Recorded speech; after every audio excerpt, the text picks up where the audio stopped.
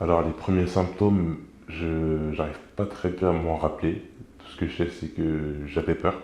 J'ai fait une crise de panique avec une schizophrénie aiguë. Donc j'étais totalement déconnecté de la réalité et j'entendais des choses dont je ne percevais pas d'où ça venait. Donc du coup j'ai été interné du coup, donc sous contrainte. Donc sans que je le veuille, donc c'était encore beaucoup plus compliqué, aussi compliqué pour la famille qui ne comprend pas aussi ce qui se passe. Donc à 16 ans, c'est très très dur de tout quitter pour se retrouver dans un endroit où on ne comprend pas pourquoi et comment.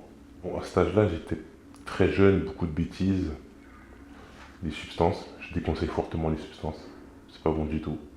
Je pense que la moitié des personnes en crise de schizophrénie, il y a peut-être de la substance derrière, donc ça, je déconseille fortement. Donc à ma sortie d'hôpital, bah, malheureusement, je consommais. Donc la stabilisation se faisait à moitié.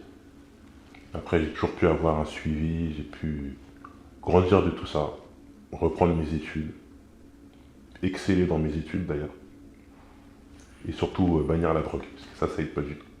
Ce qui m'a aidé, ça va être les médicaments, ça va être aussi les échanges avec les ergothérapeutes, les médecins, les psychologues. Et avec du temps, j'ai pu accepter cette maladie-là que j'ai encore. Il y a toujours des combats à avoir, mais j'arrive plus à l'accepter.